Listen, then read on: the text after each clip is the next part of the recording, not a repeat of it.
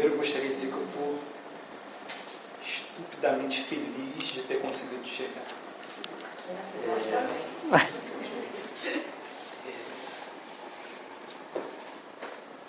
O trabalho na Seara do Cristo, ele tem seus percalços e suas dificuldades, justamente para nos testarmos, justamente para pôr à prova a nossa fé, a nossa convicção, a nossa certeza. E assim, de todos os trabalhos que eu já fiz, bem poucos, né? Parece até sou meio vaidoso, né? Mas assim, de tudo que eu já tive o trabalho de preparar, esse foi o mais difícil.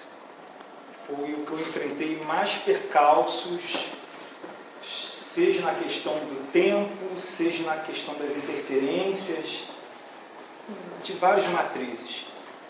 Mas, enfim, quis a misericórdia divina e a perseverança que ele saísse, que eu estivesse aqui. Então, meus irmãos, a gente vai tentar dar uma acelerada para respeitar o horário disciplinar da casa. Pode avançar um pouquinho, sem problema. A gente... Primeiro slide, né? A gente vai falar sobre a prevenção do suicídio, né?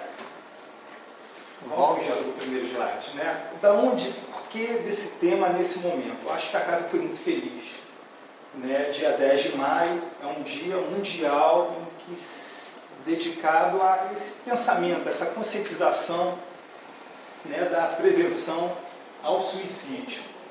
E esse mês, né, particularmente aqui no Brasil, né, é o tal de Setembro Amarelo, né, que é um mês inteiro dedicado a campanhas de prevenção ao suicídio. Né, e essas campanhas iniciaram desde 2014, capitaneadas, né, sobretudo pelo Centro de Valorização da Vida, pelo Conselho Federal de Medicina, pela Associação Brasileira de Psiquiatria.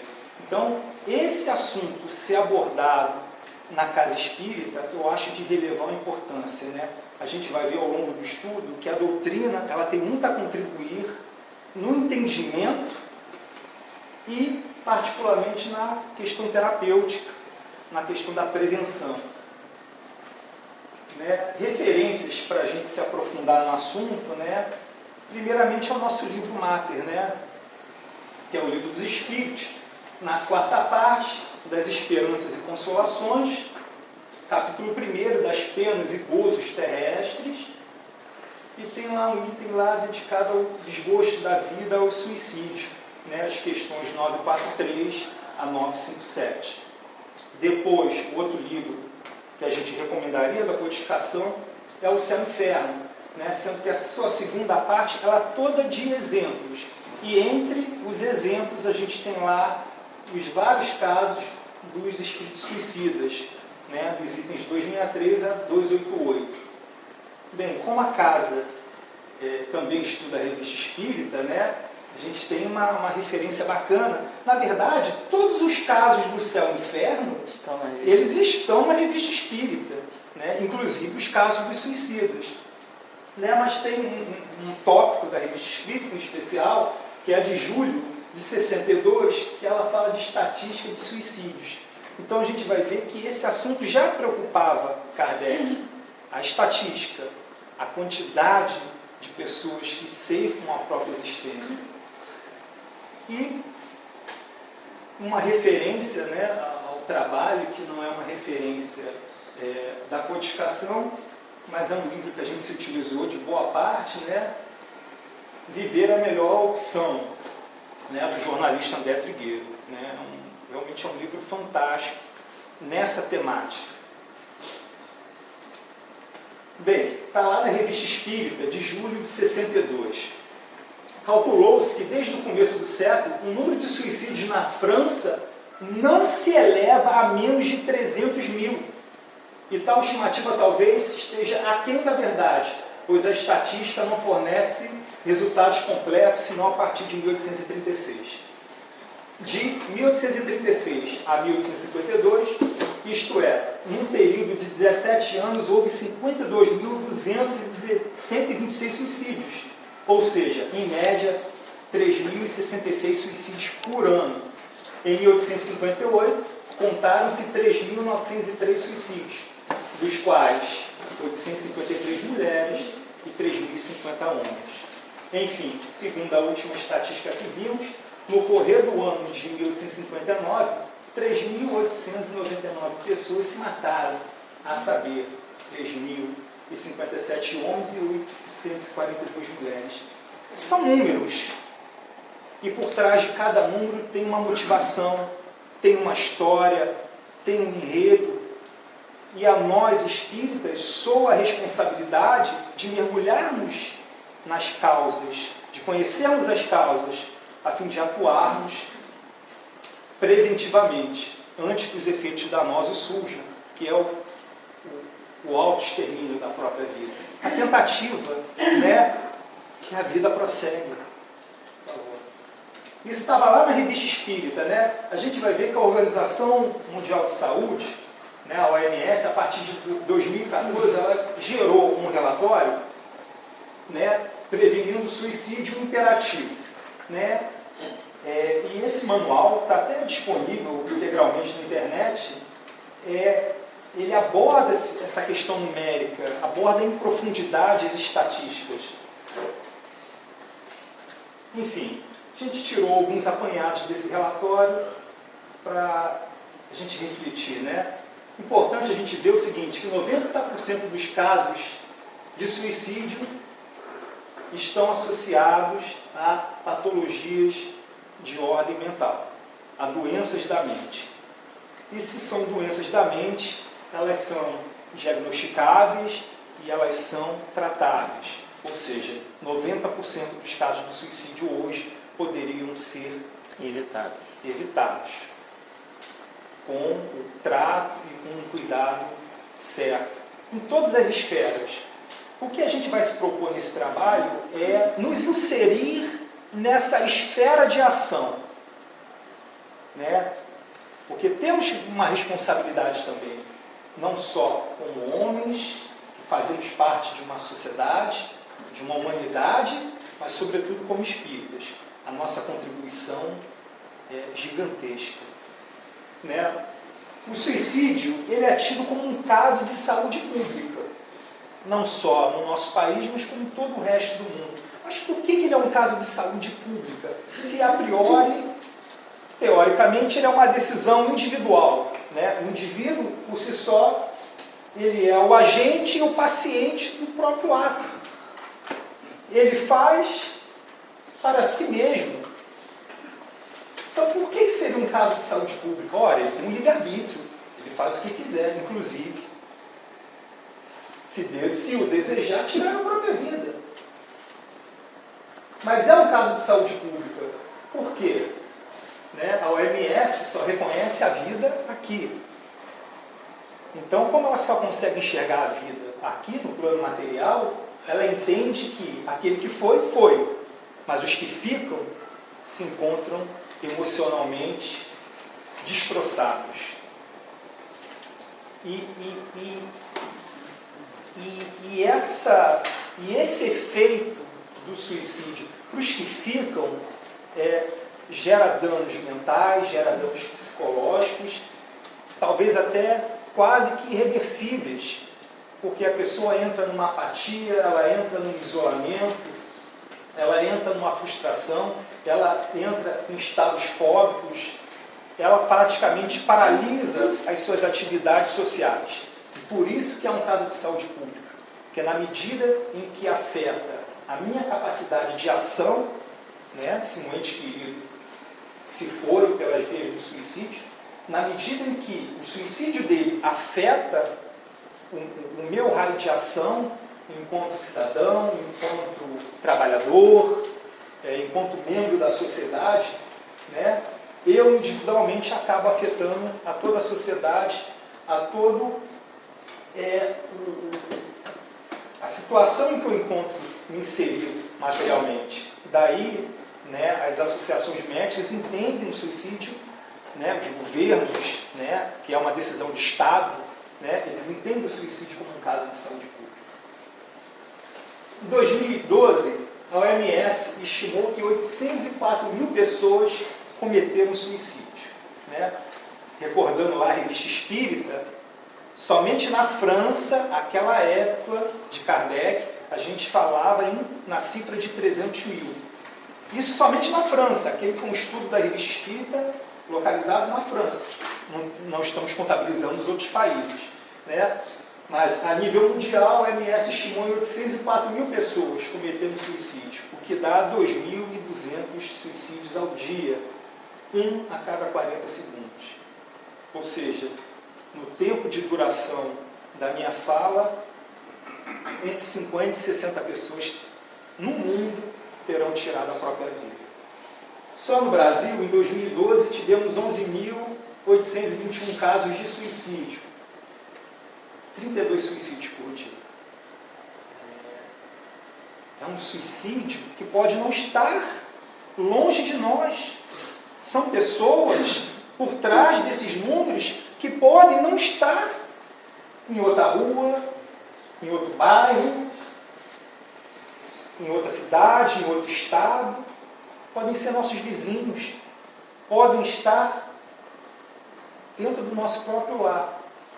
Por qualquer razão que seja, pode estar passando despercebido ao nosso olhar. Por favor.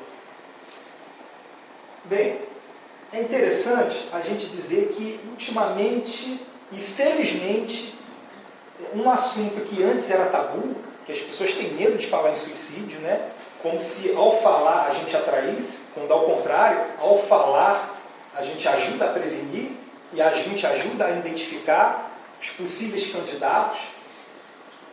De um tempo para cá, felizmente, esse assunto tem sido bastante debatido através da mídia, através do cinema, enfim. Esse é um documentário interessantíssimo, uma ponte, né? Essa aqui é a ponte Golden Gate. Esse documentário, um documentário premiadíssimo, ele aborda exatamente as pessoas que vão até essa ponte e cometem suicídio. Então ele aborda vários casos, né? O documentarista, né, ele aborda as pessoas que ficaram, né, os familiares daqueles que partiram, e o que é mais interessante, ele conversa com aqueles que tentaram e sobreviveram. Está na Netflix, está no YouTube, disponível para a gente assistir. Um dos casos de um rapaz chamado John, que ele pula e durante a queda ele desiste. Se arrepende, né? E aí, à medida que ele vai caindo, ele vai se colocando numa posição que ele cai em pé, mas ainda assim ele sobreviveu, gerou várias fraturas. E o documentarista esteve conversando com ele. E o mais interessante que ele disse para o documentarista foi que, momentos antes, quando ele estava no precipício ali, na beirada da ponte, um casal de turistas o tinham parado e pedido a ele para tirar uma foto. Aí ele diz no documentário que quando ele se lembra disso, ele morre de rir. Porque em nenhum momento as pessoas pararam e perguntaram: o que você está fazendo aí desse lado? Você está precisando de alguma coisa? Não. Queriam que ele saísse dali e tirasse a foto. Por favor. Isso aqui eu tenho certeza que quase todos vimos. Se não vimos, recomendo a ver. Os 13 Porquês, né? É uma minissérie, está na Netflix, né? Acho que ela é a produção da Netflix. Ela conta a história de Hannah, que é uma adolescente, que ela vai ao longo do seriado, ela manda uma quantidade de 13 fitas de áudio para um rapaz a quem ela tinha muito carinho. E em cada fita ela conta um pedacinho do motivo que a levou a cometer o suicídio. E a gente vai ver que são motivos que aparentemente superficiais, mas que quando somados de um todo, levaram a nossa irmã a tomar a triste decisão que ela tomou. Né?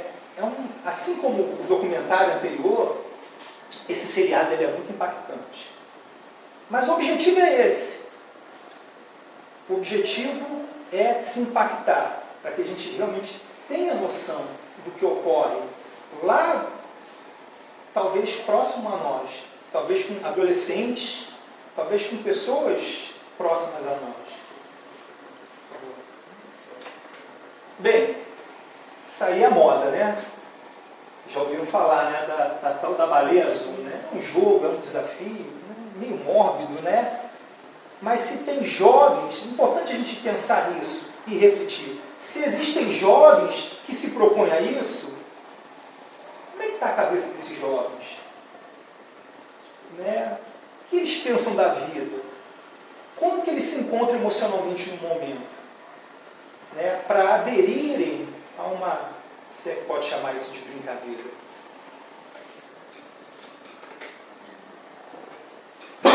Aqui são algumas facetas do jogo, né? Inscrições nas palmas das mãos, automutilações, interesse repentino por filmes de terror, atividades no meio da madrugada, exposição ao perigo em visitas a locais altos, desenhar a baleia, que é a marca clássica, e ficar sem conversar por longos períodos. São indicativos. Se a gente perceber esses indicativos, não vamos pagar para ver.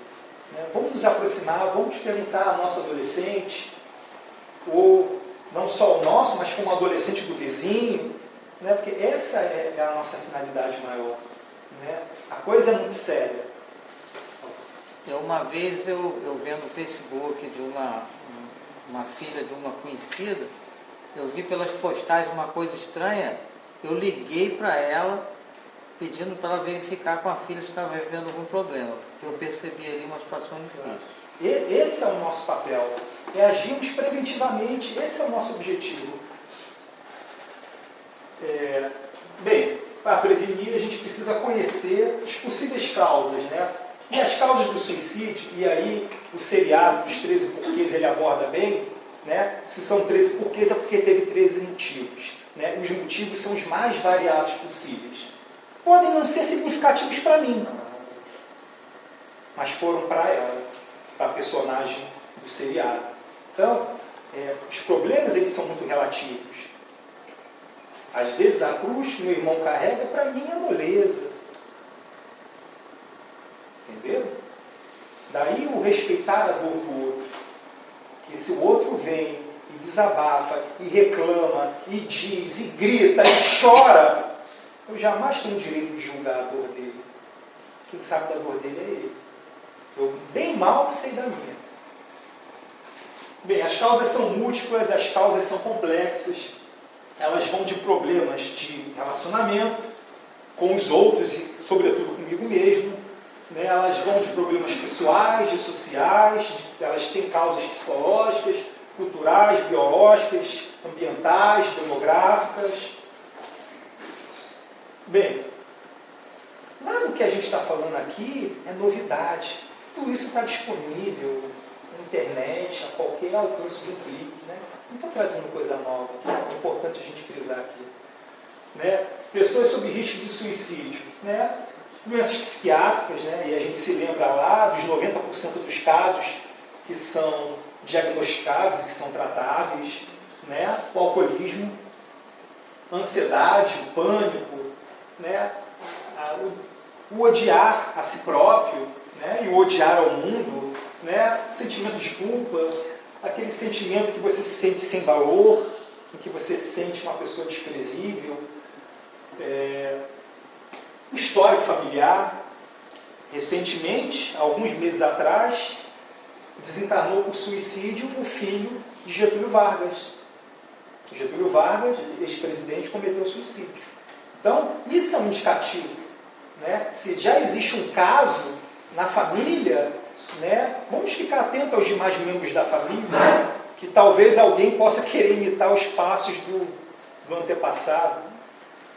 Né? Sentimento de solidão, impotência, desesperança, falar repentinamente em morte e suicídio, eu acho que esse é o principal indicativo. É a pessoa se autodeclarar que ela quer morrer, que ela quer sumir, que ela quer desaparecer. E, sobretudo, já ter tentado alguma vez e ter sido mal sucedido.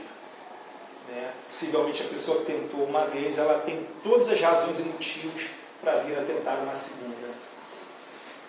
Bem, fatores de risco, né? São os transtornos mentais, né? Entre eles o de humor, e aí a gente destaca a depressão. Depressão não é tristeza. Tristeza é tristeza. Depressão é dor. É quando a alma dói. Depressão não é dor física. Ela até acarreta a dor física. Tem aquele ditado? Mente sã, corpo são. Se a mente estiver doente, essa doença vai repercutir no corpo espiritual, que vai irradiar para o corpo físico. É uma sequência. Mas a depressão é uma doença da alma.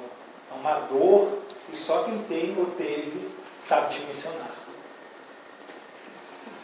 Bem, transtornos de personalidade, e a gente destaca a questão da esquizofrenia, da ansiedade, né? Os transtornos mentais oriundos do uso de psicoativos, né? O álcool e as demais drogas, tudo isso são elementos, né? São fatores de risco.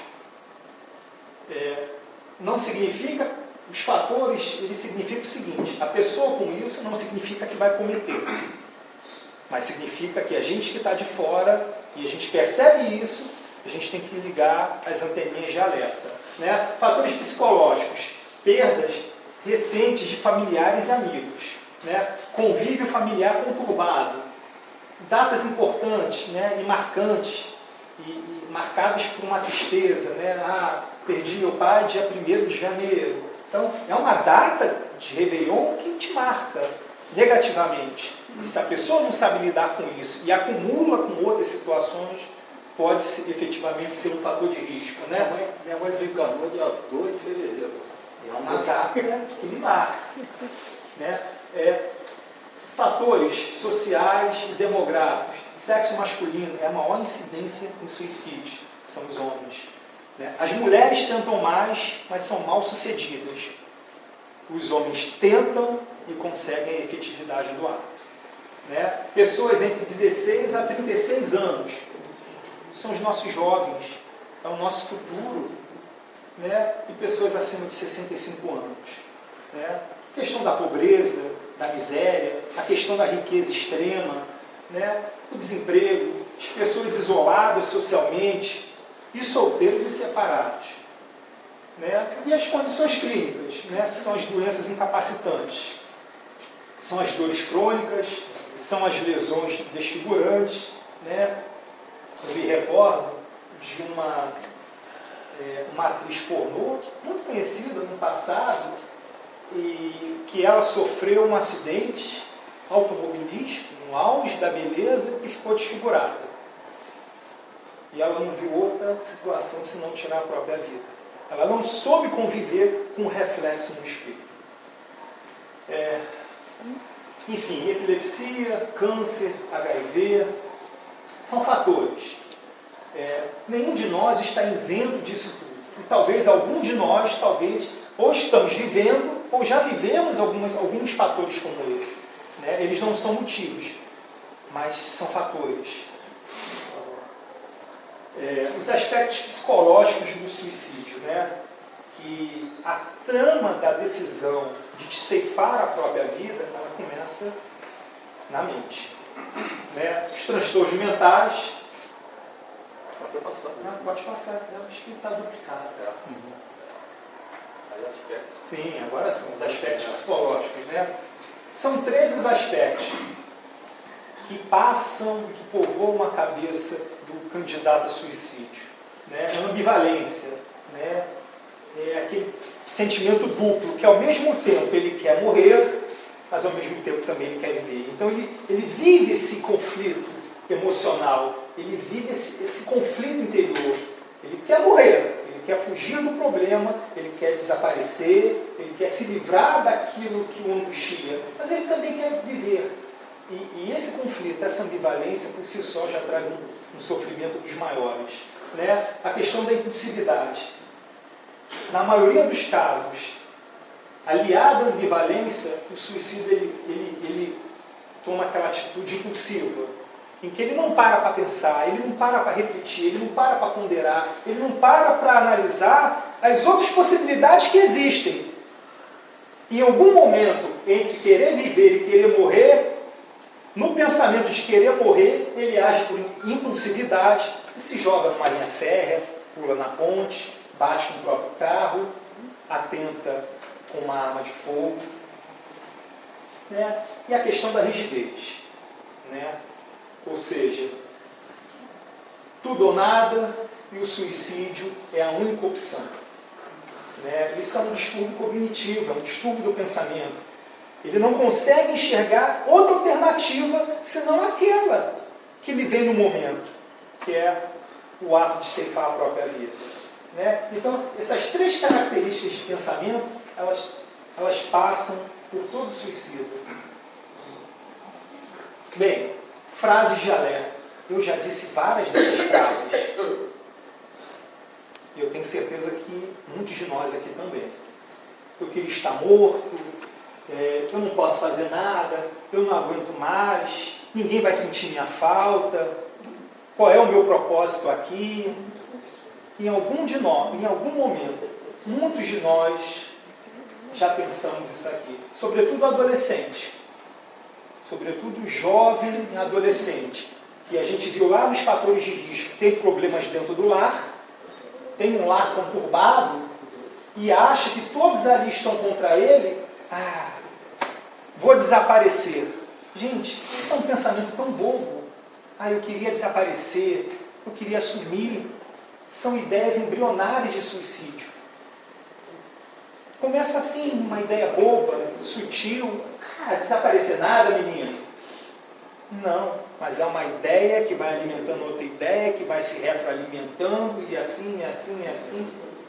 E aí entra os fatores externos, e o que a gente vai falar, entre eles a obsessão. Hoje eu ouvi uma frase dessa na minha família. Hoje. É um sinal de alerta. As pessoas vão ser mais felizes sem mim. Isso é um sinal de alerta. Bem, isso aqui são os famosos 4D. Assim como os suicidas têm aqueles pensamentos, né, de ambivalência, de impulsionalidade, de rigidez, eles também têm os 4Ds: depressão, desesperança, desamparo e o desespero. Então, vamos ficar alerta a isso.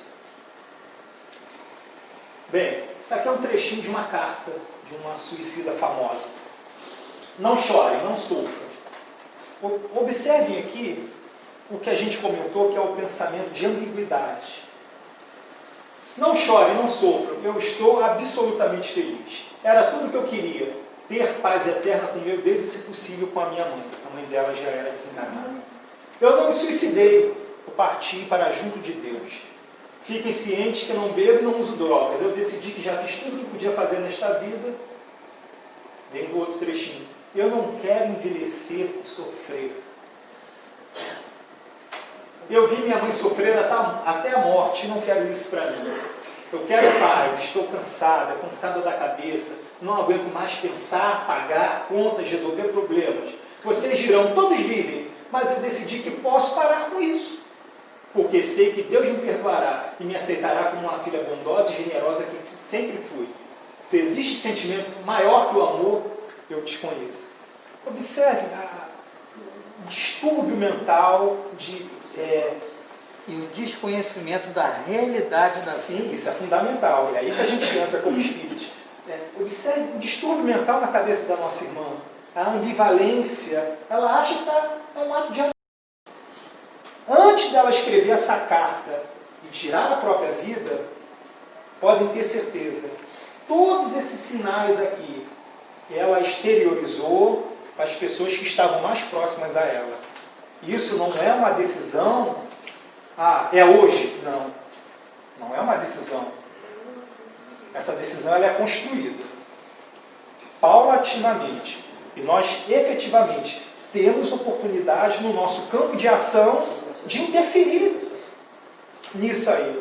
Pode ser que a gente não consiga êxito, mas a gente vai ter feito a nossa parte. Por favor. Essa aqui é uma foto muito conhecida. Na África do Sul, fome extrema, um menino, na verdade é uma menina, e um urubu aqui só esperando a menina morrer para ele se fartar e se banquetear. Quem tirou essa carta cometeu suicídio, um fotógrafo renomado, ganhou um prêmio importantíssimo graças a essa foto. Também ele foi muito criticado por essa foto, porque ele poderia ter interferido, ao invés de ficar como um mero espectador desse drama pessoal da nossa irmã. Enfim, eu sinto muita dor. A dor da vida ultrapassa a alegria, ao ponto que a alegria não existe. Deprimido, sem telefone, dinheiro para aluguel, dinheiro para sustentar as crianças, dinheiro para dívidas, dinheiro. Estou assombrado pelas vívidas memórias de mortes e cadáveres, e raiva e dor, de crianças famintas ou feridas, de loucos com o dedo no gatilho, muitas vezes policiais, carrascos, assassinos. Essa pessoa estava pedindo, pelo amor de Deus, me ajudem. Me ajudem simplesmente ouvindo. Pode passar, por favor. Bem, é aqui que a gente entra, né? Como bem o nosso irmão Flávio iniciou a conversa na noite de hoje, né? A doutrina espírita ela tem um contributo sem igual com a questão da prevenção do suicídio, né? A doutrina espírita ela nos responde com muita propriedade e sabedoria essas perguntas que nos inquietam a alma, né? Quem eu sou, de onde vim, para onde vou, qual é a causa do meu sofrimento? Porque a gente sempre acha que sofre inocentemente, mas o nosso sofrimento tem uma causa. Se não nessa encarnação, sem dúvida em outras. Joana de Ângeles nos diz que a depressão ela tem uma causa profunda nos alicerces da alma. E os seus reais motivos estão registrados no corpo espiritual de atos, de culpas que a criatura acumulou em experiências pretéritas. Daí, a sua lida com ela ser uma lida tão complicada. É um verdadeiro desafio para os terapeutas, psicanalistas, enfim, o trato, porque é um trato das profundezas da alma, é uma dor profunda da alma, é a culpa, uma culpa inconsciente que a cobra dos atos cometidos. Por favor. Bem, Memórias de um Suicida, né? E o nosso irmão fala, Belarmino de Queiroz e Souza, o Belarmino ele tirou a própria vida cortando os pulsos. Né? Ele diz uma frase muito bacana, né? No capítulo 12, em que ele diz o seguinte: deduzimos que se nos for dado conhecer estas coisas, quando homens, ele está se referindo à Boa Nova, à doutrina dos Espíritos. Seria mais que provável termos evitado o suicídio, conduzindo-nos por sistemas opostos aos que nos perderam. Que sistemas são esses que Belarmino está falando? É o materialismo. É achar que a morte por si só resolve todos os problemas e achar que, com o fim da vida material, os nossos problemas vão acabar. E esse livro nos mostra que é um ledo engano. Os nossos problemas só vão começar. Ainda no Memória dos Suicidas, eu inserei só um pedacinho da visão que o nosso irmão, autor do livro, o escritor português Camilo Castelo Branco, que quando encarnado estava ficando debilitado da visão, e sem a visão ele não poderia mais escrever, e num ato de loucura, que foi sendo alimentado paulatinamente, ele tirou a própria vida com uma arma de fogo, dando um tiro ao vivo. Nosso irmão diz assim: o Vale dos Leprosos seria consolador estágio de repouso, consolador, comparado ao local que tento descrever, ao Vale dos Suicidas. É interessante a gente observar o seguinte: o Vale dos Suicidas é uma região do plano espiritual em que praticamente só existem ali naquela região 3 cidadanias: os brasileiros, os portugueses e os de língua espanhola. O que dá a entender que outros ambientes de igual ou maior sofrimento existem no plano espiritual. O Vale dos Suicidas é uma clientela específica.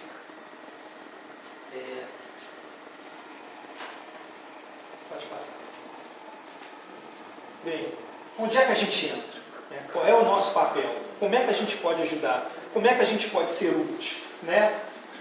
Primeiramente, colocar-se mais próximo da pessoa, como um verdadeiro amigo. Um amigo de verdade. Não um amigo de rede social, Não amigo de oi, como vai, tudo bem, não, mas se você percebe, identifica aquelas ameaças, aqueles fatores ao suicídio, se aproxima da pessoa, converse, dê um bom dia, dê uma boa tarde, procure saber da vida da pessoa, procure participar, procure se inteirar, seja um amigo, como Jesus foi amigo de cada um de nós, né? Faz a pessoa se sentir amada, se sentir querida, faz a pessoa sentir e perceber que alguém efetivamente se preocupa com ela. E que esse alguém seja nós. Levante a autoestima da pessoa através de elogios sinceros. Não elogios vazios, que não levam a nada e que não constroem nada. Ah, você é tão bonita. Gente, um elogio tão vazio. Nossa, que roupa linda! Elogie a pessoa nas características da sua alma, daquilo que ela tem de bom e daquilo que ela pode vir a ser, ou tornar-se. Dê a ela objetivos na vida. Né? Suicida, ele perdeu a razão, perdeu a motivação de viver. Dê a ela motivos. Fale que ela tem uma família, que ela tem filhos, que ela tem amores. Fale o quanto ela pode ser útil para outras pessoas. Conscientizar a pessoa a respeito das consequências dos atos. Gente, somos espíritas. Acabou-se o tempo para nós de quando o censo do IBGE chega à nossa casa e pergunta: qual a sua religião? Eu sou católico. Ah, eu sou espiritualista. Gente, isso acabou para nós. Sou espírita. É espírita? Kardecista. Está na hora de vestirmos a camisa. Ou melhor, já está passando da hora. Tá? Já está na hora de as pessoas que convivem com a gente, seja no trabalho, na escola, em casa, na condução, onde for, saibam que somos espíritas. E saibam que pode ter em cada um de nós um amigo, uma pessoa querida, que vai interceder por ele e que vai ser capaz de ajudá-lo nas suas necessidades.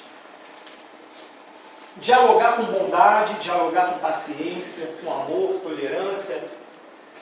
Dar-se um pouco mais de tempo para resolver os seus problemas. Sugerir à pessoa, quando ela está com aquela ideia de que tudo acabou, com aquela ideia rígida de tudo ou nada, vamos dizer para ela que ainda tem tudo ainda.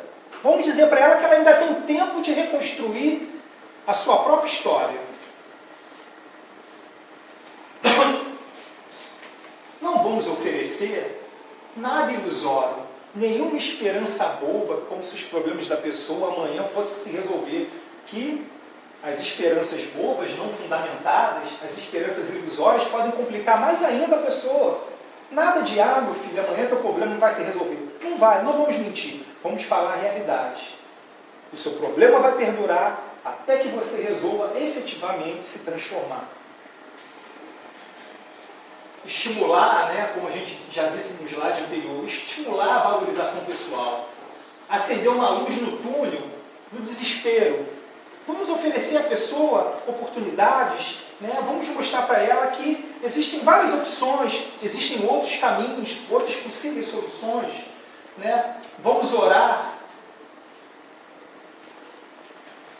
pela pessoa e com a pessoa. Meu irmão, vem cá, vamos rezar. Mas eu não sei rezar. Você fica de olho fechado enquanto eu rezo, você me ouve. E mentalize o bem-estar para você. Vamos indicar leituras otimistas, espirituais. Gente, o que faz bem para mim, por que não pode fazer bem para aqueles que eu amo? Se faz bem para mim, por que não pode fazer para o meu irmão? Gente, eu sou espírita. Se a doutrina faz bem para mim, ela pode fazer bem para o meu irmão também. Tem tanta leitura edificante na doutrina, por que não fazer uso dela? Né? Por que não oferecer a terapêutica espírita? Meu irmão, vamos, eu frequento uma casa abençoada, vamos lá, você senta, assiste a palestra, a reunião pública, ao final você vai tomar um passe, água frutificada, a gente vai te inscrever num tratamento espiritual. Tem um atendimento fraterno que um irmão vai conversar contigo, vai tentar, junto com você, auxiliar na resolução desse problema, desse conflito. todo caso de suicídio, existe uma pressão espiritual muito grande. Né? A gente vai falar sobre isso. Convidar para estudar na casa. Estudar é a principal terapia. E aprender, né? Claro, por favor. Mostrar que devemos aceitar as pessoas como elas são. Né? Dizer para a pessoa que ela precisa saber conviver com as diferenças. E ela precisa aceitar as suas próprias diferenças. Ela não é obrigada a ser como qualquer outra pessoa. O importante é que ela seja ela mesma, valorizando a vida e as oportunidades que tem. Ouvir. Às vezes a pessoa só quer falar e não encontra ninguém que quer ouvir. Gente, é uma caridade, um empréstimo do ouvido ao alcance de todos nós. Aceitar a queixa e ter respeito pelo sofrimento da pessoa. Entender os sentimentos da pessoa, agindo com empatia, se colocando no lugar da pessoa, não sofrendo por ela. Porque o sofrimento é uma coisa muito particular. A minha dor é minha. As pessoas podem se envolver na minha dor, mas a dor vai continuar sendo minha. Né? A gente cansa de ver, né, visitas a asilos, a orfanatos, em que a pessoa que vai visitar, quando chega e vê o enfermo, se debulha em lágrimas. Calma, gente. Você está sofrendo a dor que a pessoa que está acamada está sofrendo? Você não está. Calma. Mantenha a fé, mantenha a confiança para que você leve coisa boa. E não envolva a pessoa numa agonia, num desequilíbrio. Não nada. A dor do outro é a dor. A nossa dor é muito individual. É nossa. Tem a minha identidade. As pessoas podem ter empatia. Né? Se colocar no meu lugar e se colocando, tentando entender, conseguir me ajudar. Mas a dor é de cada um de nós. Fazer com que a pessoa compreenda que devemos aceitar a vida como ela se nos apresenta, fazendo tudo por melhorar incessantemente. É a mensagem de esperança que a doutrina tem para nos trazer. Bem, suicídio nosso de cada dia, né? Porque a gente tende a pensar no suicídio só como sendo aquele ato direto, né? De tirar a própria vida num momento de impulsividade, né? De rigidez de pensamento, de ambiguidade, de conflito interno. Mas, se lembra do André Luiz, nosso lar? Chegou do outro lado da vida, acusado de suicídio, é o suicídio nosso de cada dia. Pergunta 952 do Livro dos Espíritos. Como é o suicídio o homem que perece vítima de paixões? Gente, a agulha é uma paixão. O álcool é uma paixão. As drogas são uma paixão. Todo o excesso que nos gera desequilíbrio é uma paixão. Porque se a gente se dedica a um excesso, é porque aquilo, de alguma forma, nos traz prazer. Só que é um prazer imediato, é um prazer momentâneo. É aquele prazer do momento. Não é um prazer perene, que é a proposta do Cristo para cada um de nós. Bem, é um suicídio moral. Que André Luiz cometeu, é um suicídio moral. Não percebeis que nesse caso o homem é duplamente culpado? Há nele então falta de coragem e bestialidade acrescidas do materialismo, do esquecimento de Deus. Por favor. Está lá no livro Céu e Inferno, nosso irmão Antoine Bell. É o último item dos suicidas, é o 288. O nosso irmão, ele cometeu suicídio, e é interessante que no livro Céu e Inferno ele dizia o seguinte, que... Está aqui? Não, está não. Que ele dizia o seguinte, que é como se ele sentisse que outra pessoa estivesse dentro dele, induzindo, motivando a cometer o atentado contra a própria existência. Né? A gente vai ver o seguinte, que a obsessão é uma doença da alma. E todo obsessor de carteirinha não é aquele obsessor de momento, né? Quando a gente por algum momento se desequilibra e aí a obsessão simples, né? E aí aquele irmão se aproxima de nós e nos estimula, né? Nos alimenta a ideia. Não, é a obsessão verdadeira, né? É o obsessor de carteirinha, é aquele que tem pesados motivos de nos trazer o mal, porque geralmente busca a vingança. Então, o objetivo de todo obsessor de carteirinha, como o Divaldo teve, se lembra do Divaldo, o homem da máscara, o espírito da máscara de ferro? Aquele era um obsessor de carteirinha, que só foi desmotivado do intento dele quando Divaldo recebeu como filho uma criança que era a sua mãe de uma encarnação anterior. Foi aí que meu irmão, opa, calma aí, vou te dar uma trégua. Você está aceitando a minha mãe com todo amor e carinho? Calma aí, vou te dar uma trégua, vou ver o que você vai fazer com a mamãe. Esse é o obsessor de carteirinha. Né? E o objetivo de toda obsessão de carteirinha é levar o obsidiado a cometer a loucura do suicídio. Porque aí ele vai se tornar, do outro lado da vida, uma vítima muito fácil de ser manobrada, de ser aliciada. Então, essa é a razão. Então, a gente vai ver o seguinte: um espírito obsessor pode realmente levar o obsidiado ao suicídio? Pode, pois a obsessão, que de si mesma já é um gênero de provação, pode revestir todas as formas. Mas isso não quer dizer isenção de culpabilidade. Ou seja, não é o fato do espírito me induzir a cometer suicídio que eu vou ficar isento da culpa. Em hipótese alguma. O homem dispõe sempre do seu livre-arbítrio e, consequentemente, está em si o ceder ou resistir às sugestões a que o submetem. Ou seja, se hoje somos vítimas de obsessão, o nosso irmão pode até ter seus motivos, mas a responsabilidade é nossa.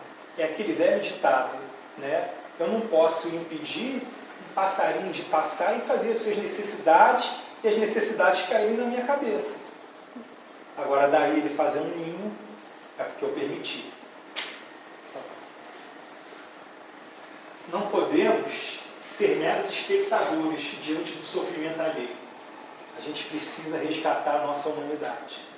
Né? Não só na casa espírita, quando a gente recebe o carente, recebe a pessoa socialmente desprovida, a gente precisa exercer a nossa humanidade, a nossa espiritualidade, aonde quer que estejamos. Esse é o nosso compromisso maior. Aqui uma foto muito significativa, né? Ninguém se importa até que você esteja morto. Uma frase triste, não é? Quer dizer que só vão me perceber, só vão me notar quando eu partir. Que a gente mude isso, né? Que seja cada um de nós aqueles que vão notar, que vão perceber o sofrimento que às vezes está ali, dentro da nossa própria casa, e nos passa despercebido. A gente não poderia deixar de falar, né, do centro de valorização da vida. Né? Então, são 3 números, é fácil de gravar, é o 141. Né? A ligação é gratuita, ela é 24 horas por dia. Você está de madrugada, sentiu aflição, veio esses pensamentos assolarem a sua mente, de sumir, desaparecer, enfim. Liga com o 141. Existem do outro lado da linha pessoas preparadas que vão ouvir a nossa dor ou a dor do próximo com muito carinho e muita atenção. Né? Que a gente passe adiante esse número. O tema suicídio é um tema muito tabu. Eu publiquei na minha rede social uma mensagenzinha sobre suicídio. Eu tenho poucos amigos, né? Muita referência, né? Eu só tenho 50 amigos, é o máximo que eu me permito. As amizades, elas têm que partir para o campo real. Não tem que ter amizade virtual. Minhas amizades virtuais têm que ser reais. Então eu me permito um máximo de 50. Quando passa, eu já penso em cortar um. Mas eu coloquei uma postagem sobre suicídio. Dos 50, só tive 2 curtidas. Não que eu viva de curtida, mas a quantidade de curtidas me mostrou que aquele tema é um tema que as pessoas fogem, é um tema que as pessoas evitam. E suicídio é um assunto que quanto mais você falar, mais condições você terá de ajudar as pessoas que estão ao nosso redor. Né? Vamos refletir nisso. Essas pessoas, os candidatos ao suicídio, eles não estão longe. Eles podem estar dentro da nossa casa. Né? Que a gente possa ser, cada um de nós, um centro de valorização da vida ambulante. É isso que a espiritualidade espera de cada um de nós. que quando as pessoas nos procurarem para chegar e desabafar, eu quero conversar um problema com você, a gente ouça com atenção, que o fato de ouvirmos pode ser um divisor de águas na vida daquela pessoa. São vários traumas que a gente carrega ao longo da nossa existência, né? Um dos traumas que eu carrego, que eu levei para a terapia, em um momento oportuno, foi um fato na minha adolescência, eu estar com o meu lar conturbado, né? Estar em constante briga, discussão com a minha mãe, eu buscar um colega da escola, Toninho, vem cá, a gente pode conversar? Eu queria desabafar, eu estava ali com o coração aberto para conversar, para expor. Não quero conversar não. Esse é um trauma que eu carreguei até uns anos atrás na minha vida. Um trauma de infância. Essas coisas nos marcam profundamente. Que sejamos aqueles a emprestar o nosso ouvido diante da dor e do sofrimento. Que a gente se desprenda um pouco do nosso egoísmo e perceba que talvez aquele irmão esteja num sofrimento ou vivenciando uma dor maior do que a nossa. Né? Viver é sempre a melhor opção. Preservar a vida em todas as suas expressões é dever inalienável que assume a consciência humana no próprio desenvolvimento da sua evolução. Né? E a gente pode ter um papel muito marcante nesse processo. Vamos. Eu vou ler só uma página para finalizar a nossa exposição da noite de hoje. É uma página do livro A Vida Escreve, editora FEB, pelo espírito Hilário Silva, através do Chico Xavier e do Valdo Vieira. A página se intitula O Grito. É a segunda lição desse livro. Uma boa palavra auxilia sempre. Às vezes supomos sozinhos e proferimos inconveniências. Desajudamos quando podíamos ajudar.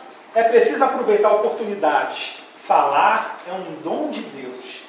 Se abrirmos a boca para dizer algo, saibamos dizer o melhor. A pequena assembleia ouvia atenta a palavra de Saulos, um instrutor espiritual que falava pelo médico. Não adianta repetir frases inúteis. É sempre falta grave conferir saliência ao mal. Comentemos o bem, destaquemos o bem. Dentre todos os presentes, Belmiro Arruda escutava em silêncio. Decorridos alguns dias, Arruda, nas suas funções de pedreiro-chefe, orientava o término da construção de grande recinto. O enorme salão parecia completo, tudo pronto, acabamento esmerado, pintura primorosa. Experimentamos a acústica, disse o engenheiro superior. E virando-se para Belmiro, disse, grite algo. Arruda, recordando a lição, bradou, confie em Jesus! Confie em Jesus! O som estava admiravelmente distribuído. Os operários continuavam na sua faina quando o triste homem penetra o recinto, cabeleira revolta, semblante transtornado. Quem mandou confiar em Jesus? Perguntou. Alguém aponta Belmiro, para quem ele se dirige, abrindo os braços. Obrigado, amigo! Exclamou o homem. E mostrando um revólver, ele disse, e encostar o cano no ouvido. Entretanto, escutei seu apelo e sustei o tiro. Queria morrer no terreno baldio da construção. Mas sua voz acordou-me. Estou desempregado há muito tempo e sou pai de 8 filhos. Jesus, sim, confiarei em Jesus. Arruda abraçou de olhos úmidos. O caso foi conduzido ao conhecimento do diretor do serviço. E o diretor, visivelmente emocionado, estendeu a mão desconhecida e falou, vem amanhã, pode vir trabalhar amanhã. Então, quando a gente acha que o nosso desespero e a nossa dor, ela chegou ao auge, é porque a gente já está próximo da guinada. Né? A gente vive uma roda gigante. Né? A gente vive num mundo de provas e expiações. Se hoje estamos bem felizes, podem aguardar. Sentados não, trabalhando. Porque os momentos de prova e de teste virão. É inevitável. Vivemos num mundo de provas e expiações, não um mundo feliz. Então, as provas, os desafios, as dificuldades, elas virão para testar e pôr à prova o nosso valor. E quando esse momento de prova chegar, vamos resistir. E vamos estimular os que estão junto a nós a resistirmos também. Porque ele logo passará. Né? A noite, por mais sombria, por mais densa que seja, por mais longo que dure, o sol volta a ressurgir no horizonte. É a mensagem de esperança que a doutrina nos traz.